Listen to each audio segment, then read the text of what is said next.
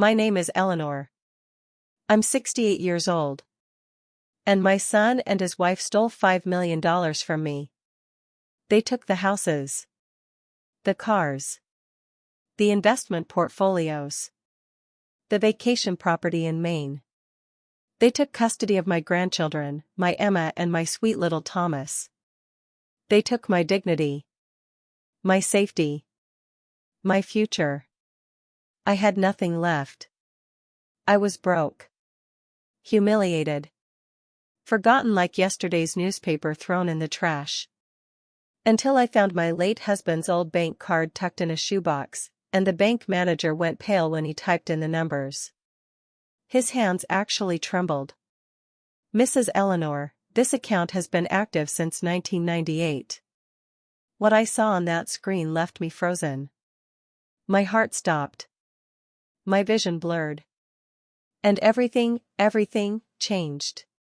But before I tell you what happened next, please, like this video. Subscribe to this channel. And tell me in the comments where you're watching from. I need to know I'm not alone in this. That someone hears me. That my voice still matters. Let's begin. You need to understand something first. I wasn't always this broken woman you see now. I wasn't always someone people could throw away like garbage. There was a time when I was happy. When I was whole. My husband, Richard, God, I miss him so much it physically hurts. Richard and I built something beautiful together. We met when I was 23, fresh out of college, working as a secretary at an accounting firm. He was 30, ambitious, kind, with these gentle eyes that saw right through my nervous exterior to the person I really was inside. We married 6 months later. Everyone said we were rushing. Everyone said it wouldn't last. We lasted 42 years. 42 beautiful, imperfect, real years. We didn't start with money. Richard worked construction while studying for his contractor's license at night. I worked 2 jobs, the accounting firm during the day and weekend shifts at a diner. Our first apartment was so small we could touch both walls of the bedroom if we stretched out our arms. The heating barely worked. We wore sweaters to bed in winter. But we were happy. God, we were so happy. We saved every penny. Richard would bring home damaged materials from construction sites, wood, tiles, fixtures that were going to be thrown away anyway, and we'd fix them up together. Our furniture was a patchwork of rescued pieces, painted and refinished until they looked almost new. When I got pregnant with Jacob at 25, we were terrified. We had maybe $3,000 saved. We were living paycheck to paycheck. But Richard held my hand and promised me we'd make it work. And we did. Richard's contracting business grew slowly, steadily. He built a reputation for honest work, fair prices, and reliability. Word spread. Within 5 years, he had a crew of 8 men. Within 10, he was bidding on commercial projects. Within 15, we owned 3 rental properties and had a college fund started for Jacob. We made it together. Every decision, every risk, every victory, together. Jacob was our world. Our beautiful boy with Richard's eyes and my stubborn chin. We gave him everything we could, but we also taught him the value of work. Richard made him help on construction sites during summer breaks. I made him balance a checkbook at 14. We didn't want to raise someone entitled. We wanted to raise someone strong. I remember his high school graduation. Richard cried, actually cried, watching Jacob walk across that stage. Later that night, Richard held me and whispered, "We did good, Eleanor. We raised a good man." I believed him. God help me, I believed him. The grandchildren came when I was 60. Emma first, then Thomas 2 years later. By then, Richard's business had grown beyond anything we'd imagined. We weren't millionaires, not the flashy kind anyway, but we were comfortable. Very comfortable. We had the big house with the garden I'd always dreamed of. We had investments. Security. Freedom. Those babies brought so much light into our lives. Richard would get down on his hands and knees to play dinosaurs with Thomas, his 70-year-old joints creaking, not caring one bit. I'd bake cookies with Emma every Sunday, teaching her my mother's recipes, flour dusting our noses. Those were the golden years. The years when everything made sense. And then Richard died. Heart attack. Sudden. He was there one morning drinking coffee and reading the newspaper, complaining about the sports section like always, and then he was gone. Just gone. The grief nearly killed me too. For months, I couldn't breathe right. The house felt enormous and empty. Every room screamed his absence. His coffee mug still sat on the Kit Washington counter because I couldn't bear to wash it and put it away. Jacob was wonderful at first.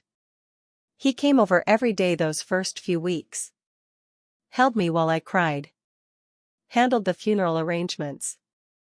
Sorted through the legal paperwork and insurance documents when I couldn't see straight through my tears. "I've got you, Mom," he'd say. "Dad would want me to take care of you." I was so grateful. So desperately grateful not to be alone. But then he got married. Her name was Vanessa. She was 32, 15 years younger than Jacob. Beautiful in that sharp, calculated way. Perfect makeup. Perfect hair. Perfect nails that clicked against her phone screen constantly. I tried to like her. I really did. But from the beginning, something felt wrong. The way she looked at our family photos like she was calculating their resale value. The way she measured the rooms in my house with her eyes during her first visit. The way she asked pointed questions about Richard's business, the rental properties, the investment accounts. "Jacob tells me you're quite well off," she said once, smiling with teeth that looked too white. "Too perfect. You and Richard did so well for yourselves. You must be so proud." It wasn't what she said. It was how she said it. Like she was cataloging inventory. Jacob changed after they married. Slowly at first. Little things I told myself I was imagining because I was lonely and grief-stricken and seeing problems where there weren't any. He stopped calling as often. Visits became shorter. When he did come, Vanessa was always with him, and the conversation always circled back to money. "Mom, are you sure you can manage this big house by yourself? The property taxes alone must be insane. Mom, have you thought about what happens to the rental properties? Are they properly organized?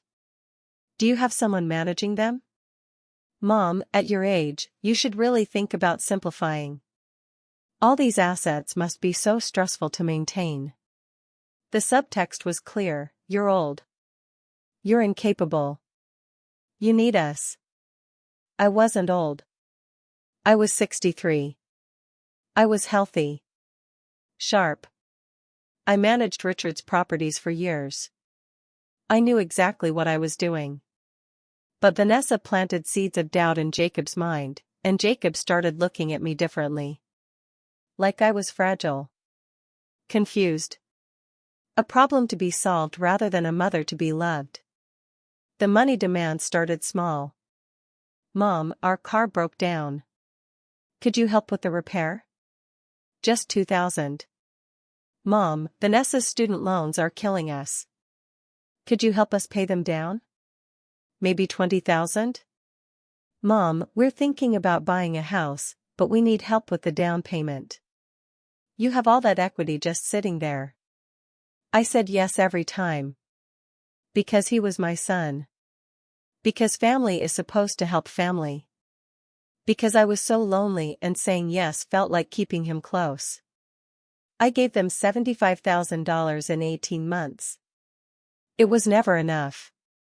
Then came the big conversation. The one that destroyed my life. Jacob and Vanessa invited me to dinner at their apartment. Vanessa cooked, something she rarely did, and the table was set nicely. Wine. Candles. Everything felt staged. "Mom," Jacob said, taking my hand across the table. "We need to talk about your future. About protecting your assets." Vanessa chimed in immediately. "Eleanor, you're getting older. These things happen to everyone. Memory issues. Confusion. Bad decisions. We've been reading about elder fraud, and it's terrifying. Predators target people like you. People like me. As if I was already senile. We want to help," Jacob continued. "We want to make sure everything Dad worked for is protected. That nobody can take advantage of you." They had papers ready. Legal documents they'd already had drawn up by their attorney. "It's simple," Vanessa explained with that perfect smile. "You transfer the major assets into our names, for safekeeping.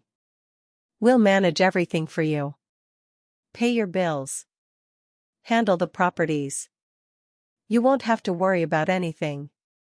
We'll take care of you, just like you took care of Jacob his whole life." Something in my gut screamed. But I looked at my son's face, Richard's eyes, my stubborn chin, and I wanted to believe he had good intentions. "You're old, Mom," he said quietly. "You need help. There's no shame in that. Old. Incapable. A burden." I was 64 years old. I ran marathons until my knees started hurting at 62. I volunteered at the library. I managed a 5-property rental portfolio. I was not incompetent. But I was alone. So terribly alone. And they knew it. "Family is all I have left," I whispered, tears in my eyes. "Exactly," Vanessa said, squeezing my other hand. "And we're here for you. We'll always be here for you." I signed the papers. God forgive me, I signed the papers. The change wasn't immediate. That's what made it so insidious. First, they consolidated my bank accounts. "Easier to manage," they said. Then they took over paying my bills. "Let us handle the stress," they said. Then they suggested I downsize. "That big house is too much for you. Let us sell it and find you something more manageable." I moved into a smaller condo they chose. It was nice enough, but it wasn't mine. It didn't have Richard's workbench in the garage or the garden where Emma and I planted tulips or the Kit Washington where I'd cooked 10,000 meals. My things were sorted and donated before I could protest. Family photos. Richard's tools. My mother's china. "You don't need all this clutter, Mom. We're helping you simplify." The visits from Emma and Thomas became less frequent. When I asked Jacob why, he was vague. "They're busy with school and activities, Mom. You know how kids are." But I'd see photos on Vanessa's social media, my grandchildren at events I wasn't invited to. Birthday parties. School plays. Holiday celebrations. I was being erased. When I tried to access my bank accounts online, the passwords didn't work. "There must be a glitch," Jacob said when I called. "I'll look into it." He never did. When I asked about the rental properties, my properties, that I'd managed for decades, Vanessa got sharp. "Eleanor, we're handling that. You don't need to worry about the details. That's the whole point of this arrangement." I started to feel like a prisoner in my own life. A ghost haunting the edges of my own family. And then came the day they kicked me out. I'll never forget it. Every detail is burned into my brain like a brand. Jacob came to the condo, my condo that was somehow now legally his, with a cold, blank expression I'd never seen before. "Mom, this isn't working out." "What do you mean?" "This arrangement. You live here. Vanessa and I have decided we need this property for investment purposes. We're going to rent it out."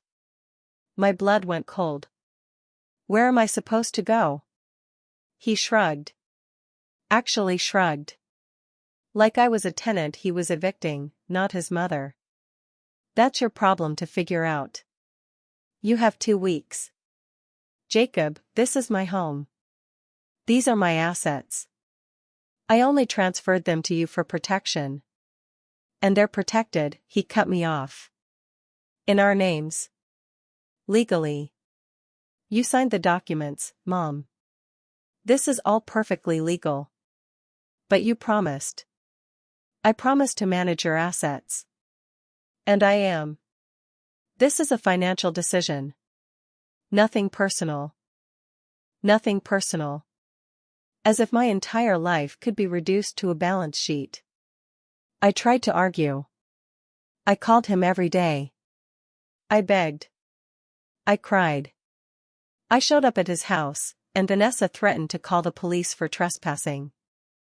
You're becoming unhinged, Eleanor, she said through the barely cracked door. This is exactly why we needed to take control. You're not well. I went to my bank, the bank where I'd had accounts for 40 years. The teller looked uncomfortable. I'm sorry, Mrs. Eleanor, but these accounts are frozen. You're not an authorized user anymore. That's impossible. That's my money. According to our records, these accounts were transferred to Jacob and Vanessa Morrison. You'll need to speak with them about access. I tried to hire a lawyer. 3 different attorneys looked at the documents I'd signed and gave me the same sad shake of their heads. These are airtight, Mrs. Morrison. You legally transferred everything. Unless you can prove fraud or coercion, which is nearly impossible to demonstrate, there's nothing we can do. I'm sorry. One lawyer actually suggested I was misremembering the circumstances of the transfer. Another implied I might be experiencing age-related confusion. Nobody believed me. Nobody would help me. I returned to the condo on the 14th day to find the locks changed. My belongings were in boxes in the driveway. Not even carefully packed, just shoved in hastily, photos bent, clothes wrinkled, dishes broken. Everything I'd built with Richard. Everything we'd worked for. Gone. I was 66 years old, standing on a curb with 7 cardboard boxes and $200 in my wallet. Homeless. I need you to understand what it feels like to lose everything. Not just the money, though God knows that was devastating. But the identity. The dignity. The sense that you matter to anyone. I slept in my car for 3 nights. A Honda Civic that was 13 years old and smelled like the vanilla air freshener Emma had given me for Christmas years ago. I parked in grocery store lots and moved before sunrise so nobody would notice. I used gas station bathrooms to wash my face and brush my teeth. I was invisible. Just another elderly woman people looked away from. On the 4th night, a pastor at a small church found me crying in their parking lot and offered me space in their guest house. It was meant for missionaries passing through, but it was empty, and he had a kind face. You can stay as long as you need, he said. No judgment. No questions. I stayed for 4 months. The guest house was clean but sparse. A single bed. A tiny bathroom. A hot plate and a mini fridge. I kept my boxes stacked against one wall because there was no closet. Every day felt like drowning. I tried to see my grandchildren. I waited outside Emma's school one afternoon, just hoping to catch a glimpse of her. A teacher approached me suspiciously. Can I help you? I'm Emma Morrison's grandmother. The teacher's expression hardened. I'm going to have to ask you to leave. The family has made it clear you're not to have contact. What? Why? I'm not at liberty to discuss it.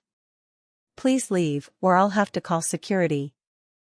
I found out later, much later, that Jacob and Vanessa had told everyone I was mentally ill. Unstable. Potentially dangerous. They told the children I'd abandoned them because I was sick and couldn't take care of myself anymore. My grandchildren believed I'd stopped loving them. That hurt worse than anything else. Worse than the money. Worse than the house.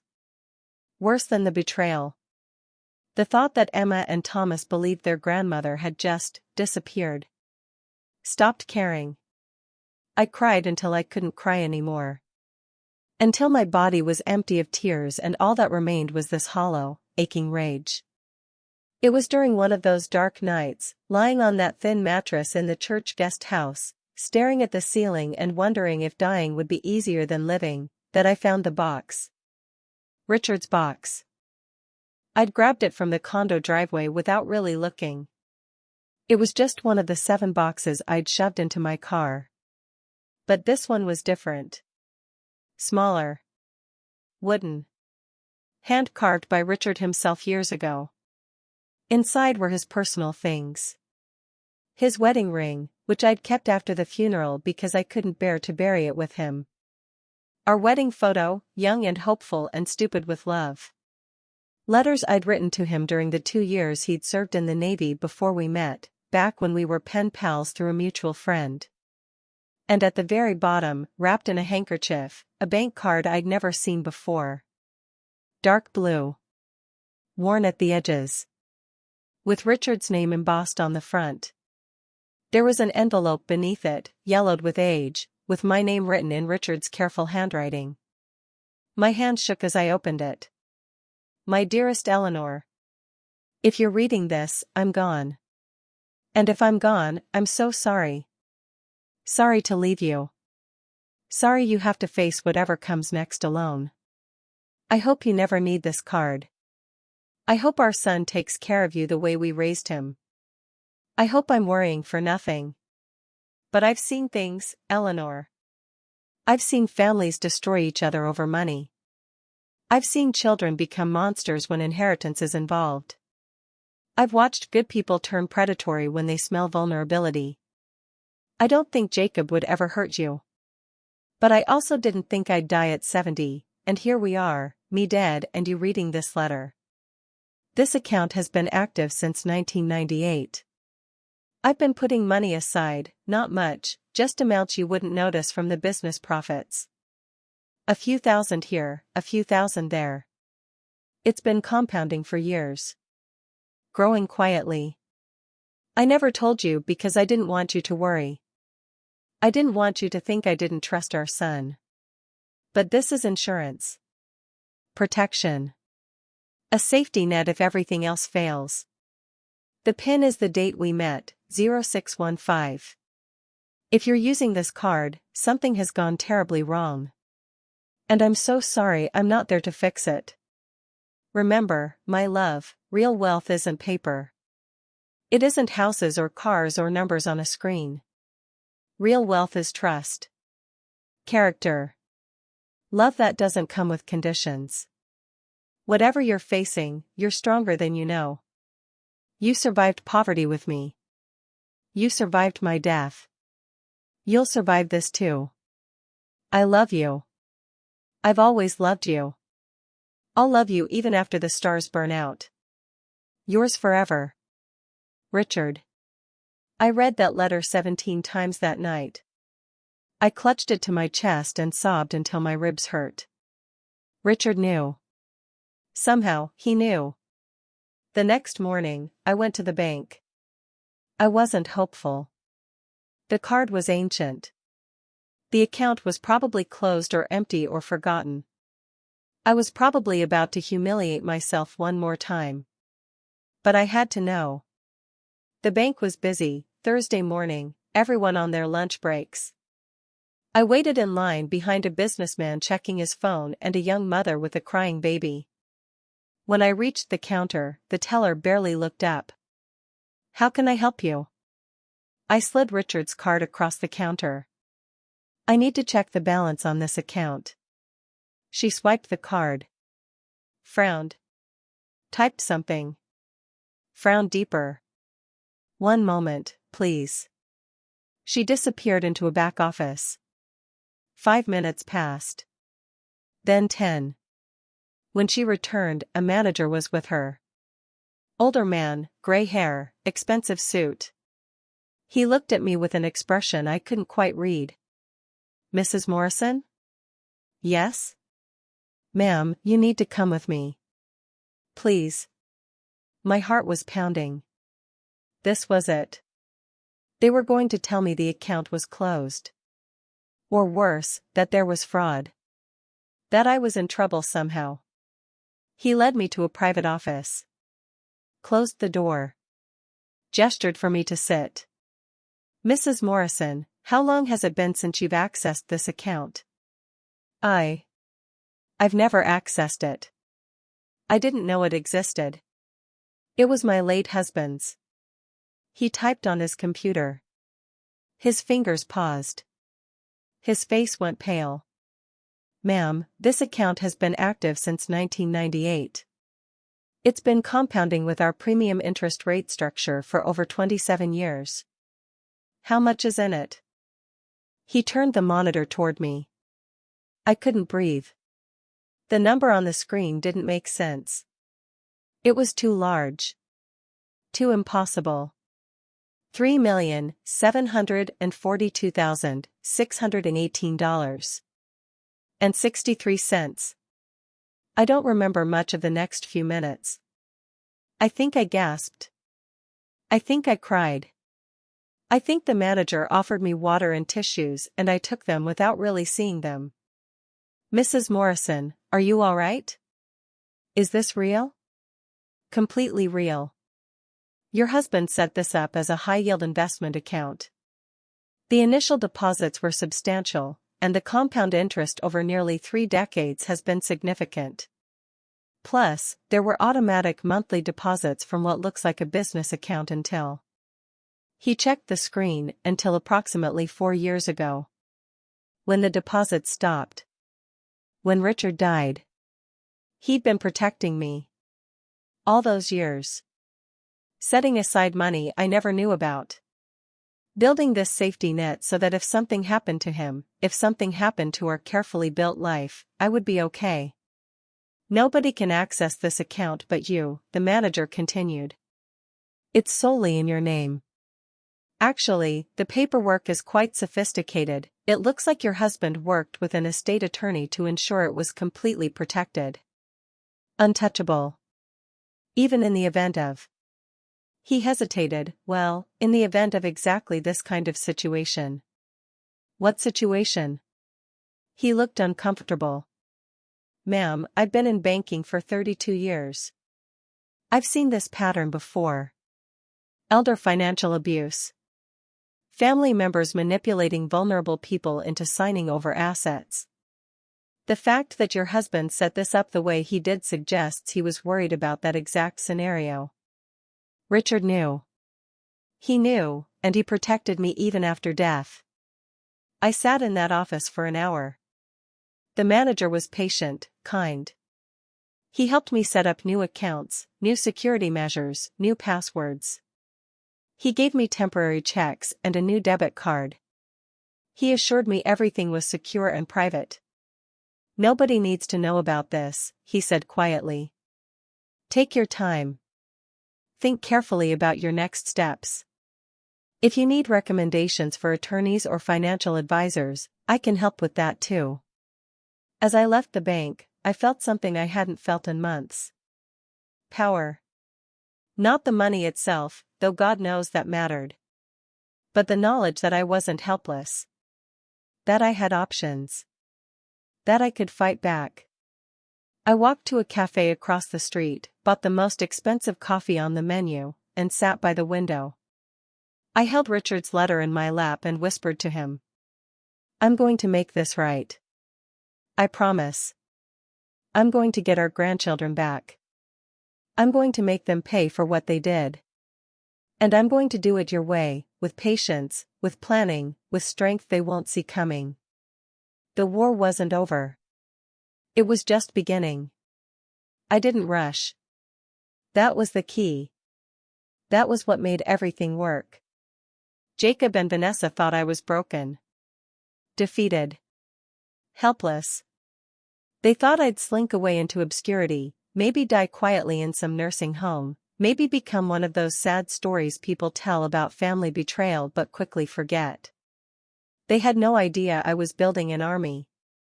First, I found an attorney.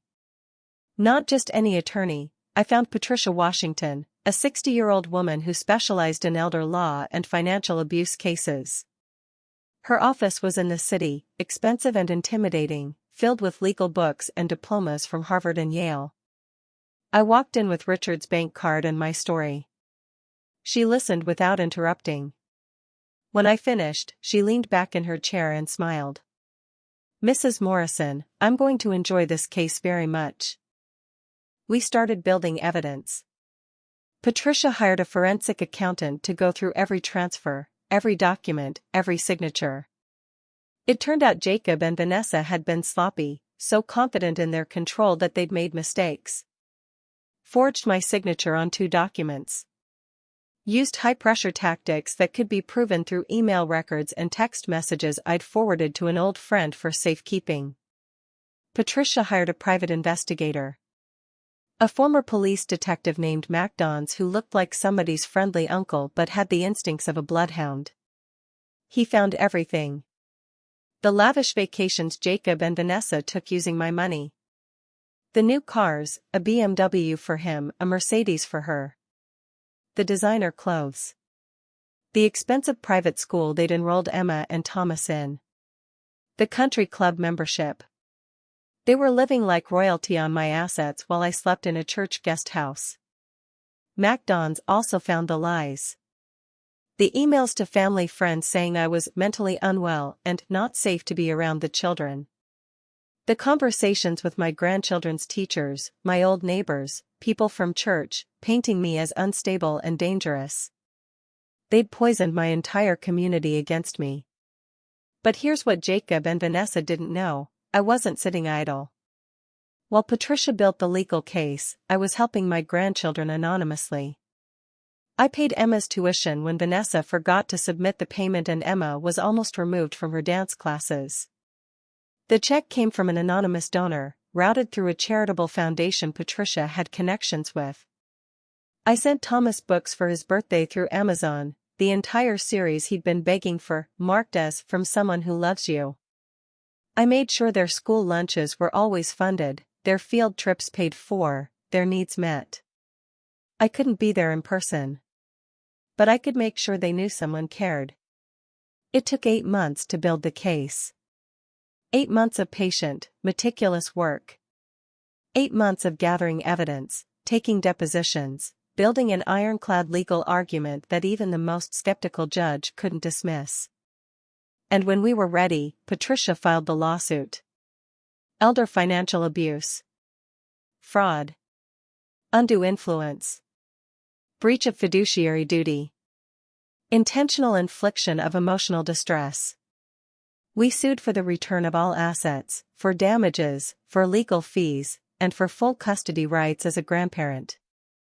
The day we went to court, I wore my best dress, the navy blue one Richard always said made my eyes look like the ocean. I wore my mother's pearl necklace. I sat straight-backed and calm while Patricia presented our case. Jacob and Vanessa sat across the courtroom with their attorney. A slick young man with too much hair gel and a practiced smile.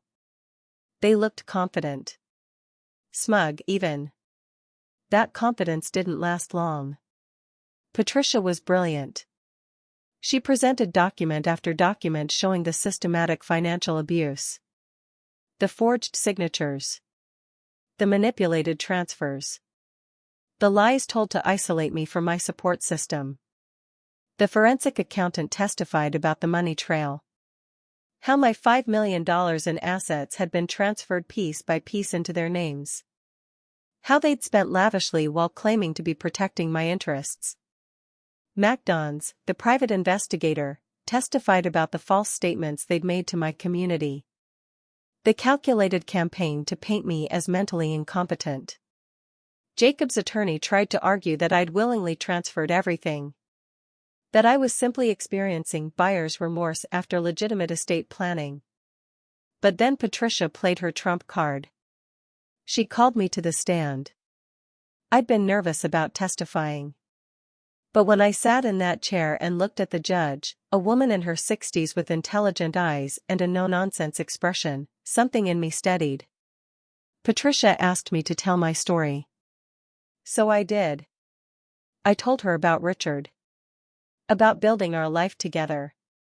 About raising Jacob with love and values and every opportunity we could provide. I told her about the manipulation after Richard died. The isolation. The pressure. The false promises. I told her about being kicked out of my home. About sleeping in my car. About waiting outside my granddaughter's school just hoping to see her face. Mrs. Morrison, Patricia asked gently, did you willingly give up your assets? No. Did you understand what you were signing? I thought I was protecting them. I thought my son would take care of me. I thought. My voice broke, I thought I still had a family. The courtroom was completely silent. Jacob's attorney tried to discredit me during cross-examination. Suggested I was confused. Possibly senile. Mrs. Morrison, isn't it true that you're 68 years old and possibly experiencing memory issues? I looked him dead in the eye. I'm 68 years old. My memory is perfect. I can tell you the exact date I signed those documents, March 14th. I can tell you what I was wearing, a gray cardigan my late husband bought me for our 38th anniversary. I can tell you exactly how many promises my son made and broke. I remember everything. That's the problem. I remember every single betrayal. The attorney sat down. The judge took 2 days to deliberate. When we returned to court for the verdict, I was shaking. Patricia held my hand under the table. The judge entered. Everyone stood. I've reviewed all evidence in this case, she began, her voice firm and clear. And I find the defendant's actions to be deeply troubling. This is a textbook case of elder financial abuse, characterized by manipulation, undue influence, and systematic isolation of the victim. Jacob and Vanessa's faces went pale. I am ordering the immediate return of all assets to Mrs. Eleanor Morrison. Additionally, I am awarding Mrs. Morrison damages in the amount of $500,000 for emotional distress and punitive damages. Vanessa made us sound like a wounded animal. Furthermore, I am granting Mrs. Morrison full grandparent visitation rights. The defendants are to immediately cease all interference with Mrs. Morrison's relationship with her grandchildren. The gavel came down like thunder. We won. But here's the thing, winning in court was just the beginning. The real satisfaction came 2 weeks later. Jacob and Vanessa were hosting a charity event at a country club, a black tie affair they'd been planning for months. One of those events where wealthy people pat themselves on the back for caring about poverty while drinking champagne that costs more than a week's groceries. They'd been posting about it on social media for weeks. Pictures of Vanessa's designer dress. Jacob's custom tuxedo. Hints about a major donation they were planning to make to look generous. MacDon's, my private investigator, had been monitoring them. He knew exactly when and where this event was happening. And he'd tipped off the police.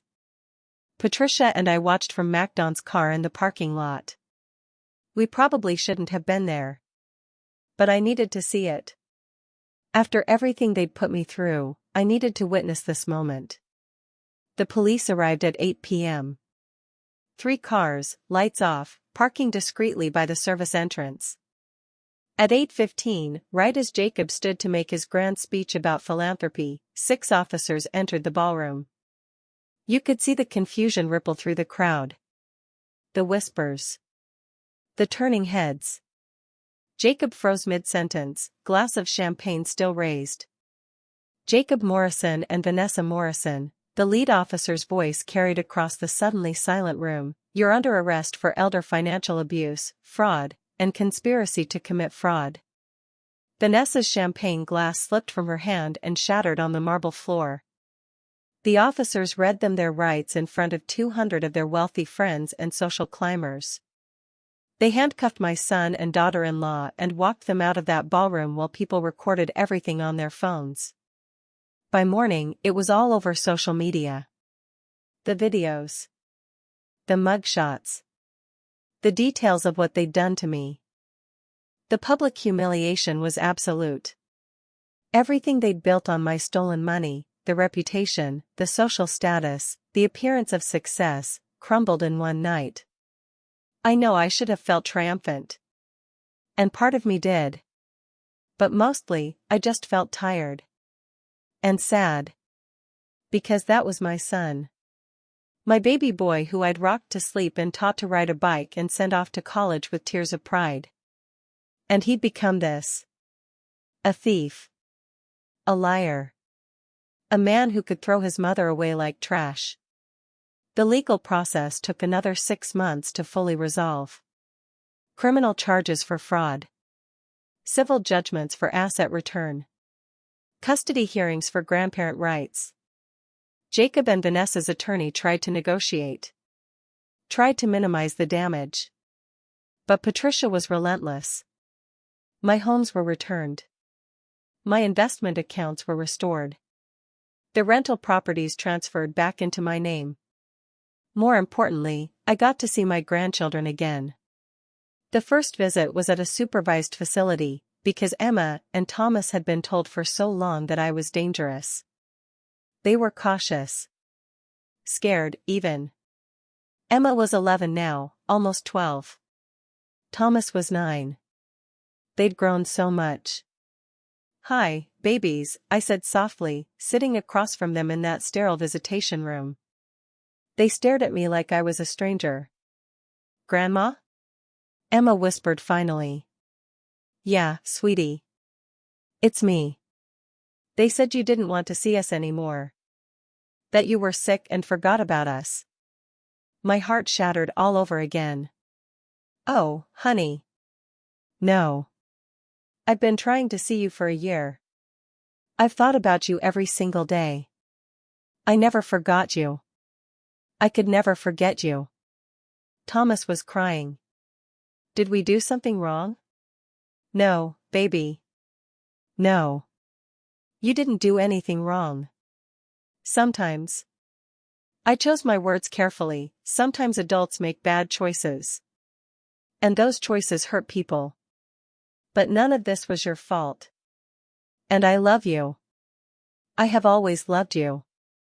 I will always love you." It took time.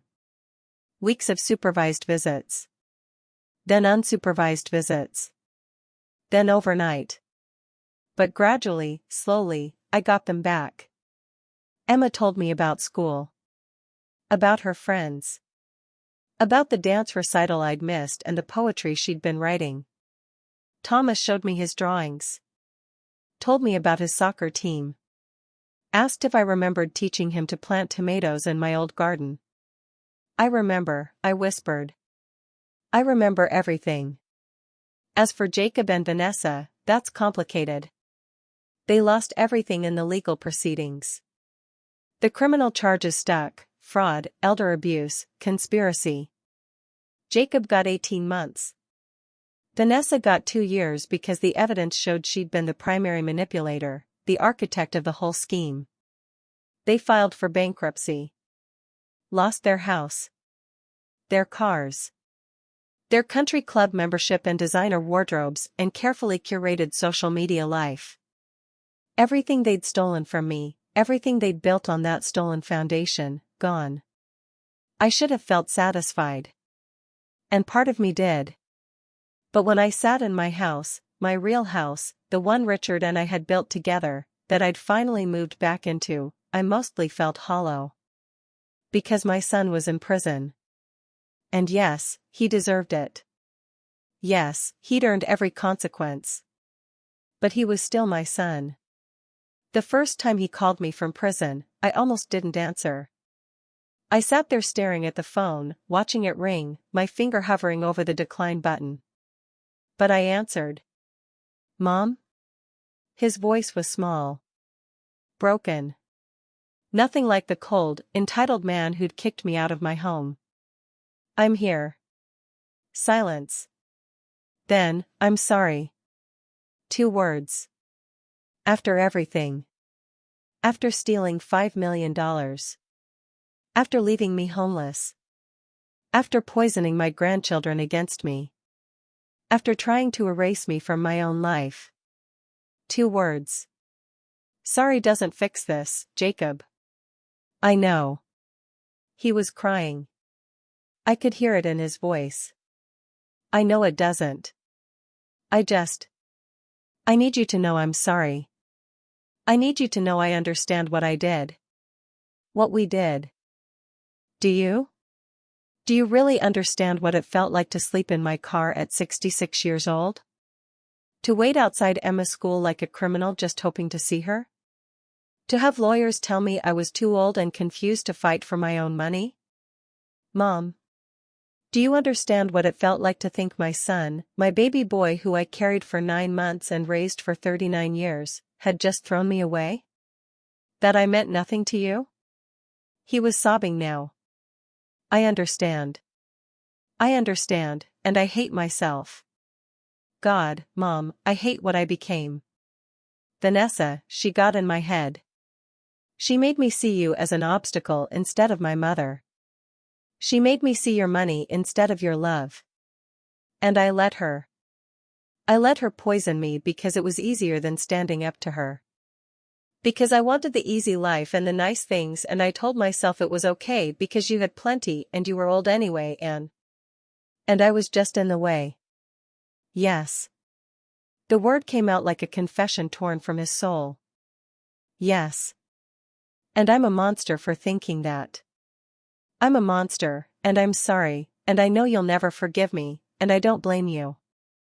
I sat there in my Kit Washington, Richard's Kit Washington, with the window over the sink where he used to stand and wash dishes while telling me about his day, and I thought about forgiveness. Richard believed in second chances. He believed people could change. He'd hired ex-cons to work on his construction crew when nobody else would. He'd always said everyone deserves a chance to be better than their worst moment. But Richard also believed in consequences. In accountability. In earning redemption rather than expecting it.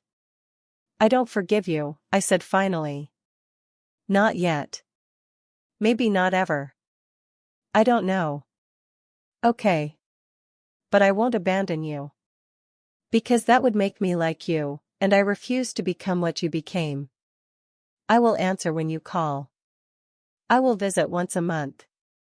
Not because you deserve it. But because I need to be able to look at myself in the mirror.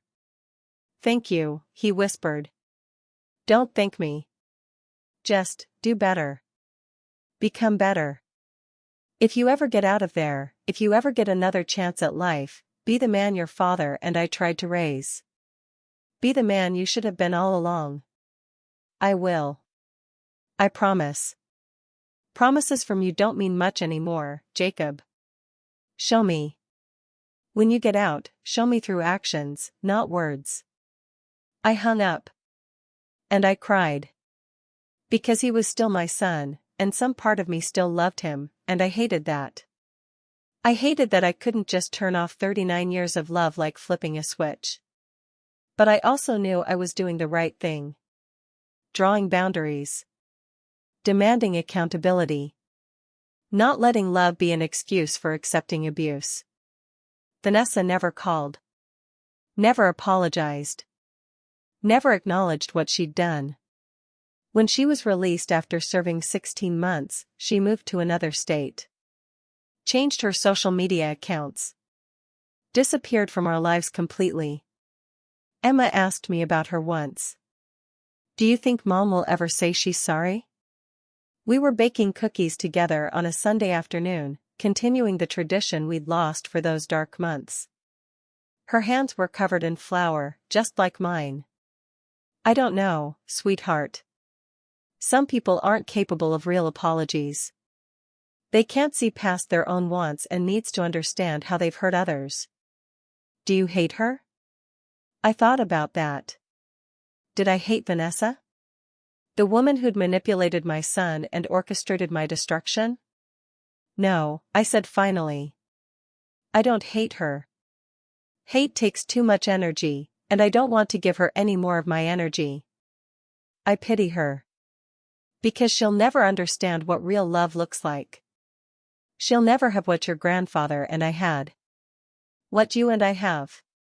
She'll always be chasing the next thing, the next score, the next person to use. That's a sad life. Emma hugged me, getting flour on my shirt. I didn't care. I'm glad you're back, Grandma. Me too, baby. Me too. Jacob was released after serving 12 months. Good behavior and overcrowding meant early release.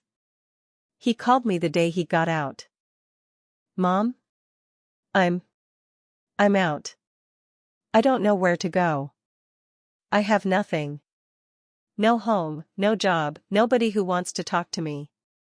All my old friends won't return my calls. The people from the country club won't even acknowledge I exist. I'm completely alone. I closed my eyes. Took a deep breath. This was the moment. The choice that would define what kind of person I was going to be going forward. I could leave him to suffer. Let him experience the isolation and hopelessness I'd felt. Give him a taste of sleeping in his car or begging for help from strangers. He'd earned that. He deserved that. But Richard's voice was in my head. Be better than your anger, Eleanor. Be bigger than your pain. I have a rental property on Maple Street, I said finally. Small house. 2 bedrooms. It's been vacant for a month. You can stay there. Mom. Let me finish. You can stay there rent-free for 3 months. During those 3 months, you will get a job. Any job. I don't care if it's washing dishes or cleaning toilets. You will work. You will save money. You will prove you can be responsible. Okay. After 3 months, you'll pay rent. Market rate. No family discount. You'll sign a lease like any other tenant. And if you miss a payment or violate the terms, you're evicted. No exceptions. I understand. You will not see Emma or Thomas unsupervised. Not until they're ready. Not until you've earned back their trust. I will not force them to spend time with you just because you're their father. His voice cracked. Okay. And Jacob?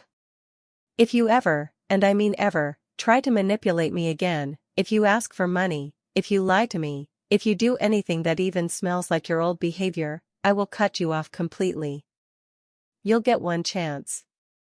Just one. Don't waste it. I won't. I promise. Mom, I promise. No more promises. Just actions. Show me you've changed. Don't tell me. He moved into the Maple Street house 2 days later.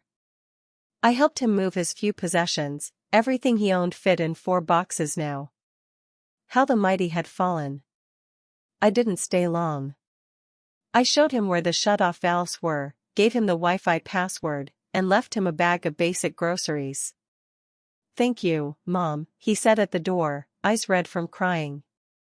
For giving me another chance. I know I don't deserve it. You're right. You don't. But your father would have wanted me to. So I'm doing this for him, not for you. Remember that. I left before I could see him break down. The months that followed were strange. Jacob got a job at a landscaping company, ironic, considering his father had started in construction. He worked hard. Showed up on time. Didn't complain. He sent me his first paycheck stub to prove he was employed. I didn't ask him to. He just did it. Slowly, gradually, he started attending a support group for people who'd committed financial crimes. He started therapy. He sent letters to people he'd hurt, not asking for forgiveness, just acknowledging what he'd done. Emma agreed to see him after 4 months.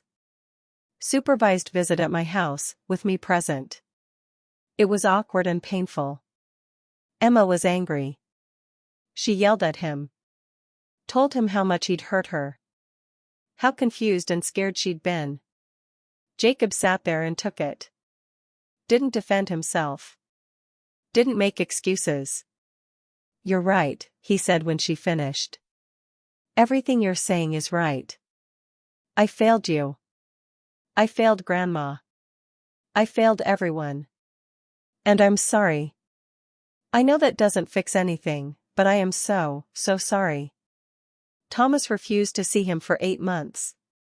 And when he finally agreed, he could barely look at Jacob. "Why did you do it?" Thomas asked, voice small. "Why did you hurt Grandma?" Jacob looked at his son, really looked at him, and I saw something I hadn't seen in years, genuine remorse. "Because I forgot what was important," Jacob said. "I forgot that people are more important than money. That family is more important than things. That your grandmother's love was worth more than all the houses and cars in the world. And by the time I remembered, it was too late." "Is it still too late?" "I don't know, buddy. That's up to Grandma. And up to you and Emma. I'm trying to be better. I'm trying to earn back your trust. But I understand if you never forgive me." Thomas looked at me. "What do you think, Grandma?" "I think," I said carefully, "that people can change. But they have to prove it through actions over time, not just words. Your dad is trying. Whether he succeeds is up to him. It's been 3 years since that day in the bank when I discovered Richard's account. Jacob still lives in the Maple Street house. He still works for the landscaping company, got promoted to supervisor last year. He pays his rent on time. Sees his kids twice a month, supervised by me until recently. Now sometimes I let them go to lunch with just the 3 of them. I don't know if I'll ever fully forgive him. Some wounds are too deep to completely heal. But I've learned to coexist with the pain. To build a life that includes both the love I have for my son and the anger I carry about what he did. Emma and Thomas are thriving. Emma is 14 now, thinking about high school and colleges. Thomas is 11, playing soccer and building elaborate Minecraft worlds. They spend every Sunday afternoon with me. We bake. We garden. We talk about everything and nothing. They know what happened. I told them the truth, age-appropriate but honest. They deserve to know that what their parents did was wrong. That adults make mistakes. That forgiveness is possible but trust has to be rebuilt slowly. As for me, I'm 71 now. My hair is completely gray. My knees ache when it rains. But I'm happy. I took Richard's gift, that account he built for me in secret, and I made something meaningful from it. I started the Richard Morrison Foundation for Elder Financial Protection. We provide free legal services to seniors who've been financially exploited by family members. We fund attorneys, investigators, accountants.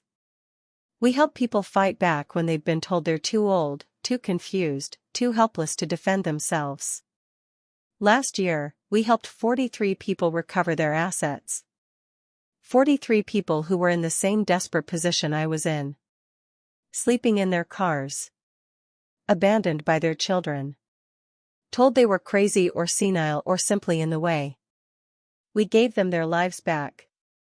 I also speak at senior centers and community organizations. I tell my story, the whole ugly truth of it, and I watch recognition dawn in people's eyes. I watch them realize they're not alone. That what's happening to them isn't normal. That they can fight back. You're not too old, I tell them. You're not too confused. You're not helpless. You have rights. You have value. And you deserve to be treated with dignity and respect, not as a piggy bank for your ungrateful children to raid. Some people cry when I speak. Some people come up afterward and quietly tell me their stories. Some people just shake my hand and whisper, "Thank you." I thought I was the only one. That's why I do it. That's why I'm willing to relive my pain over and over in front of strangers. Because nobody should have to go through what I went through. Nobody should have to sleep in their car at 66. Nobody should have to be told they don't matter anymore. I still have Richard's letter. It sits in a frame on my bedside table. I read it some mornings when I wake up, when the house is quiet and the light is just starting to come through the curtains. Real wealth is trust. Character. Love that doesn't come with conditions. He was right. He was always right. The money helped. God knows it helped. Without that account, I would have been truly lost. But the real gift wasn't the money. It was knowing that even after death, even when he couldn't physically protect me, Richard had thought ahead. I had planned. Had loved me enough to prepare for the worst even while hoping for the best. That's what love looks like. Not flowers and chocolates and grand gestures. But quiet, practical, selfless preparation. Building safety nets you hope will never be needed. Protecting the people you love from dangers they don't even see coming. Jacob is learning that now. I see him trying to be that kind of father to Emma and Thomas. Trying to show them through actions, not just words, that they matter. That he'll be there for them. That he won't fail them again. I don't know if he'll succeed. People don't change overnight. And the damage he did, to me, to his kids, to himself, runs deep. But I'm rooting for him. Quietly, cautiously, with appropriate boundaries. But I'm rooting for him. Because that's what Richard would have done. And I'm trying to live up to the man he was. The man who saw the best in people even when they showed him their worst. The man who built second chances into the foundation of his life.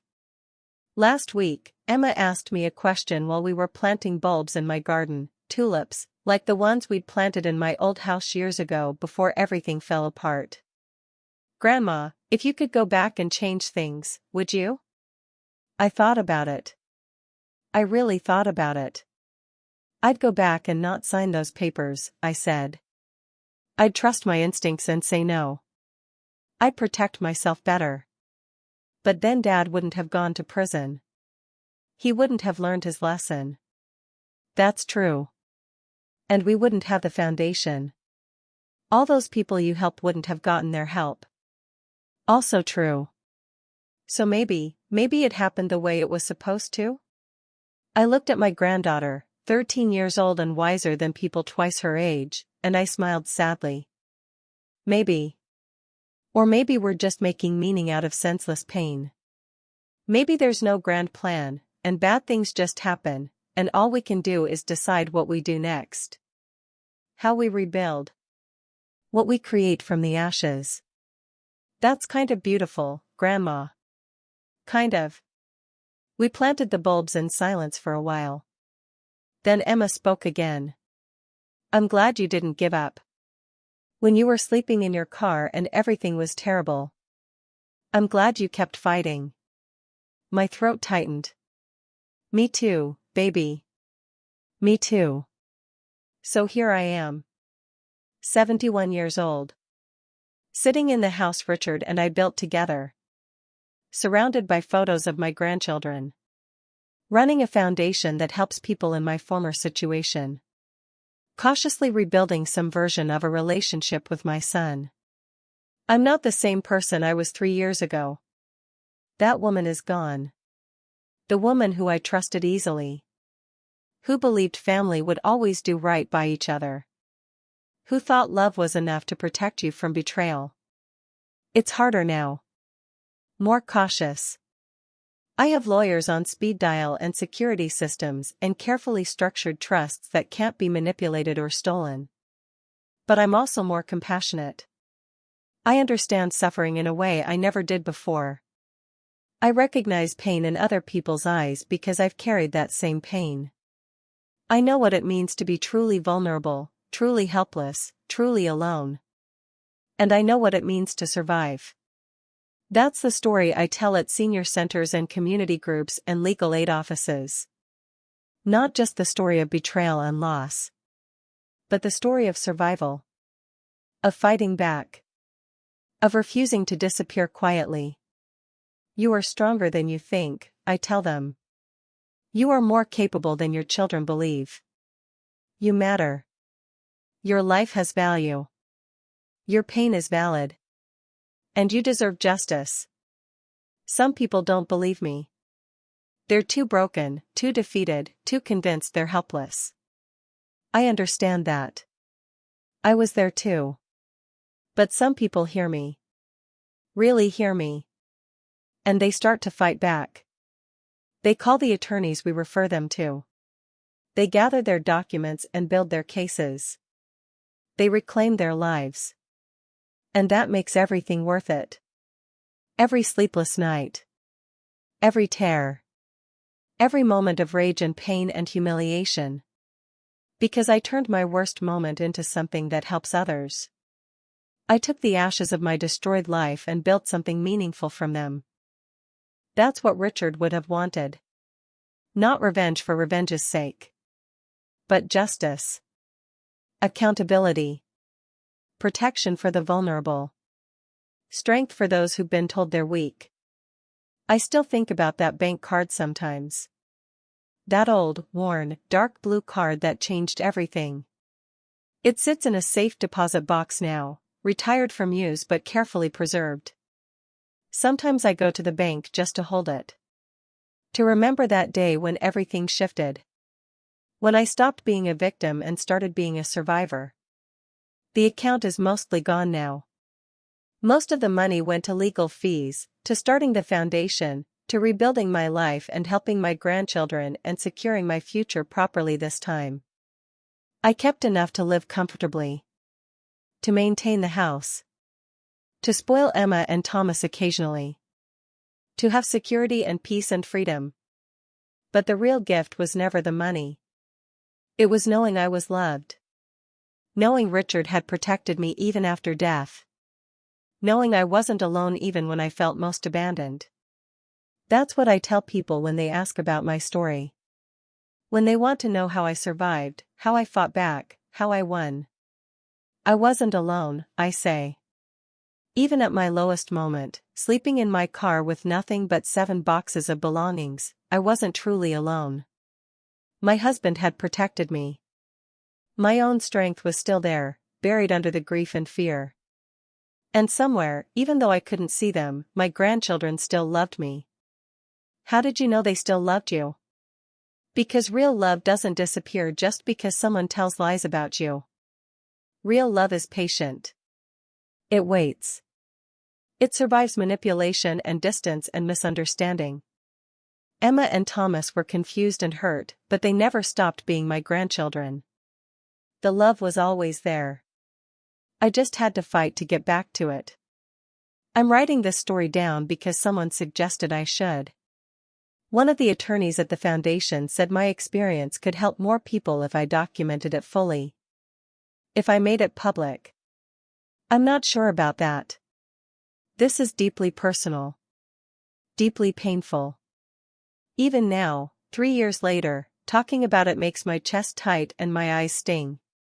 But telling my story helps even one person recognize they're being abused, if it gives even one elderly person the courage to fight back, if it makes even one adult child pause and reconsider how they're treating their aging parent. Then maybe it's worth the pain of reliving it. So here it is. My story. Unvarnished and honest and raw. My name is Eleanor. I'm 71 years old. My son and his wife stole $5 million from me and tried to erase me from my own life. But I survived. Not because I was special or particularly strong or unusually clever. But because one person loved me enough to plan for the worst. Because I refused to give up even when giving up felt easier than breathing. Because I decided I mattered, even when everyone else decided I didn't. If you're in a similar situation right now, if your children are manipulating you, pressuring you, isolating you from your support system, demanding control of your assets, please hear me. You are not crazy. You are not overreacting. You are not too old to understand what's happening. You are being abused. And you deserve help. You deserve protection. You deserve justice. Find an attorney who specializes in elder law. Document everything, every conversation, every financial transaction, every promise made and broken. Reach out to organizations that help elderly people in these situations. Fight back. You are stronger than you think. You matter more than your children are telling you. Your life has value beyond your bank account. Don't sign anything under pressure. Don't let anyone convince you that giving up control is for your own good. Don't let shame or embarrassment or fear keep you silent. I know it's hard. God, I know how hard it is. How exhausting and terrifying and lonely. But you can survive this. You can fight back. You can reclaim your life. I did. Against all odds, against every obstacle, against people who thought I was too old and weak and confused to matter anymore. I won. And so can you. The last thing I want to say is about forgiveness. People ask me all the time if I've forgiven Jacob. If I've forgiven Vanessa. The answer is complicated. Vanessa? No. I haven't forgiven her, and I probably never will. She's never asked for forgiveness. She's never acknowledged what she did. She's never shown any remorse. You can't forgive someone who isn't sorry, who doesn't think they did anything wrong. Jacob? That's harder. Have I forgiven him? I don't know. Some days, yes. Some days I see him working hard, trying to be better, showing up for his kids, and I feel something soften in my chest. I remember the little boy he used to be. I see glimpses of the man he could still become. Other days, the anger hits me like a physical force. I remember sleeping in my car. I remember the humiliation. I remember my grandchildren believing I'd abandoned them. And I want to rage at him. I want to make him hurt the way he hurt me. Both feelings are true. Both feelings are valid. Forgiveness isn't a switch you flip. It's not a single decision you make and then you're done. It's a process. A daily choice. Some days you can extend grace. Other days you need to protect yourself. And that's okay. You don't owe anyone forgiveness. Especially not someone who betrayed you as deeply as Jacob betrayed me. But I chose to give him a chance to earn it. Not for him. For me. Because carrying that anger was exhausting. Because I didn't want to become bitter and twisted. Because Richard would have wanted me to try. That doesn't mean I'm naive. I have boundaries now. Firm ones. Legal ones. I'm never going to be the trusting mother I was before. That woman is gone. But I'm trying to be someone who can coexist with the pain. Who can acknowledge both the love and the betrayal. Who can give second chances while also protecting myself. It's not easy. It's messy and complicated, and some days I question every decision. But it's the best I can do. And maybe that's enough. If you've made it this far in my story, thank you. Thank you for listening. Thank you for witnessing my pain and my survival. Thank you for caring about the story of one 71-year-old woman who refused to disappear quietly. Please, if you enjoyed this story, or if it helped you in any way, leave a comment telling me where you're watching from. Like this video. Subscribe to this channel so you can see more true stories like mine. Not for vanity. Not for fame. But because knowing I'm not alone in this makes it all feel more bearable. Knowing other people understand, other people care, other people are fighting similar battles, that gives me strength. And maybe my story can give you strength too. If you're elderly and being manipulated by family members, you're not alone. You're not crazy. You can fight back. If you're someone who suspects your parent or grandparent is being abused, trust your instincts. Investigate. Help them. Don't let financial predators destroy your family. If you're someone who's considering manipulating or stealing from your aging parents, stop. Just stop. Look at what Jacob did to me and to himself. Look at the destruction. Look at the pain. Is money really worth losing your soul? Choose love. Choose integrity. Choose being the person your parents raised you to be, not the person greed tempts you to become. I'm in my garden now, finishing this recording. The tulips Emma and I planted last fall are blooming, bright red and yellow, reaching toward the spring sun. Thomas is inside practicing piano. I can hear the halting notes through the open window, occasionally interrupted by his frustrated sighs. In a few hours, Jacob will stop by for our weekly dinner. It's still awkward sometimes. There are topics we don't discuss. Wounds that are still too fresh to examine closely. But we're trying. He's trying. And that has to be enough for now. The house smells like the pot roast I have slow-cooked in the kitchen, Richard's favorite recipe. I still cook it sometimes, even though he's been gone for 7 years. It makes me feel connected to him. Makes me feel like he's still here somehow, still protecting me, still loving me. And maybe he is. Maybe that's what that bank account was, not just money, but love made tangible. Protection that extended beyond death. A promise kept even from the grave.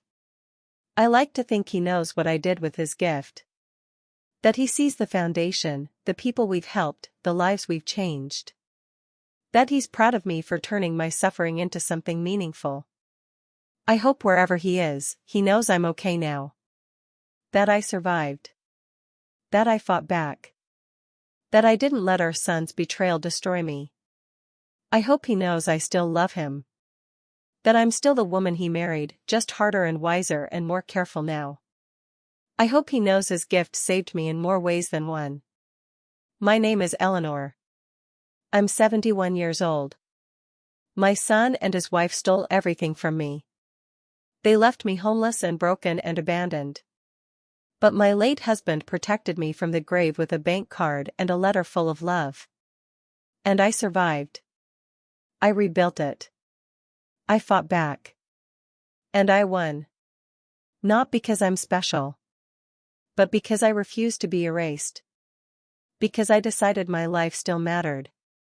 Because even at my lowest point, I held on to hope that things could get better. And they did. Slowly, painfully, with setbacks and heartbreak and days I wanted to give up. But they did. If you're in darkness right now, please believe me, there is light ahead. There is hope. There is a way forward. You just have to hold on long enough to find it. Thank you for listening to my story. Thank you for caring. Thank you for being here. With love and strength, from one survivor to all of you watching, I'll see you in the next one. But I hope you never need a story like mine. I hope your families love you and protect you and honor you the way everyone deserves. And if they don't, fight back. You're worth fighting for. Remember that. Always remember that. You're worth fighting for.